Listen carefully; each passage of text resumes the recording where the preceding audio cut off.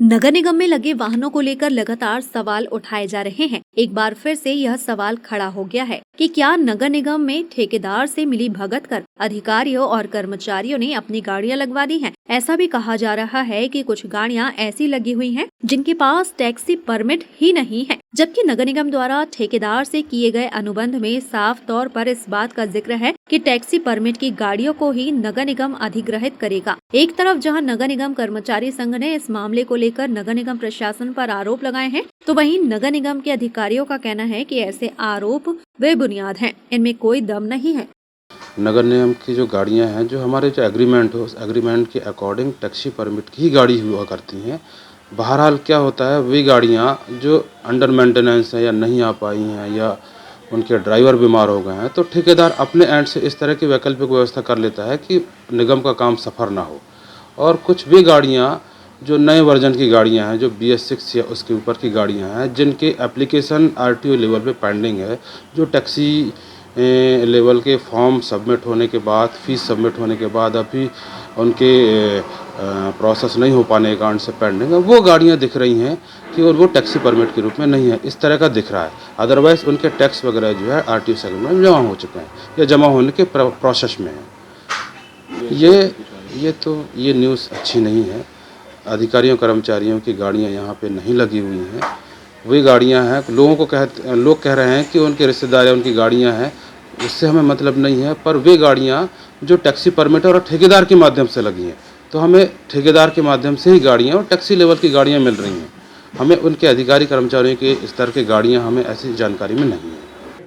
Tender जो हुए हैं, किसी भी वाहन को जब किसी संस्थान में लगाना है तो उसकी नियमावली क्या होती है तो आपको मालूम होना चाहिए। जब हमारे यहाँ टेंडर हुए, एक तो वर्षों से टेंडर हुए ही नहीं है, वो हर बार वो उसका टेंडर बढ़ जाता है, वो जिसके पास भी है, एक भाईजान के पास। फिर इसमें आधे से ज़्यादा तो निगम कर्मचारियों के वाहन लगे हुए हैं,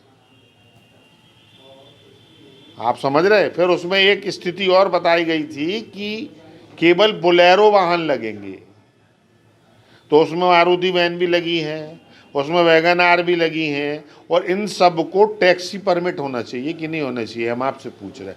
एक का भी टैक्सी परमिट नहीं है, तो ये तो चल ही रहा है, वर्षों से चल रहा है, इस पर कोई ध्यान देने वाला नहीं है। इसमें सब पूरे निगम के जो आधे से ज़्यादा जिन लोगों के व्यक्तिगत वाहन हैं वो लगाए हुए हैं, और इसमें पूरी सेटिंग वहाँ पे है। वाहन प्रभारी से बात करो आप इस विषय में कि क्यों कर रहे हैं वो ऐसा। साथ महापौर और आयुक्त महोदय से बात की जाए। इसके साथ साथ ज़रूरत क्या है सबको वाहन की, हम आपसे पूछ रहे हैं। वैसे ही कितनी अच्छी स्थिति है नगर निगम की, आप लोग समझ रहे हो। आज 6 तारीख हो गई है, आज वेतन पहुंचा है कर्मचारियों का, और सबको वाहन दिए हो आप, सबके पास वाहन। व्यापार सहायक आयुक्त जिनका पद क्या है उनके पास वाहन है, CSI के पास तो हैं ही हैं। अतिक्रमण शाखा में चाहे जिसके पास वाहन है, आधे से ज़्यादा अतिक्रमण आउटसोर्सेस में है। कितने कर्मचारी हैं, तो कुल मिला के आउटसोर्सेस कर ठेकेदारों को बेहतरीन फ़ायदा दिया जाए, इसके लिए सारी व्यवस्थाएं, इसमें नियम की ज़रूरत नहीं होती। संविदा कर्मचारी जो है उसका वेतन कितना है पता है आपको? नहीं, 6,000 रुपये। लेकिन उसके बाद 5 लाख की गाड़ी है और वो लगी है उसकी गाड़ी, और 10,000 रुपये ड्राइवर को दिया जाता है उसके। तो ये खेल जो चल रहा है, समझें आप इसको, और इसकी निश्चित रूप से वरिष्ठ अधिकारियों से और सबसे बात की जाए, क्योंकि इसमें उनका भी तो बहुत बड़ा हाथ है ना।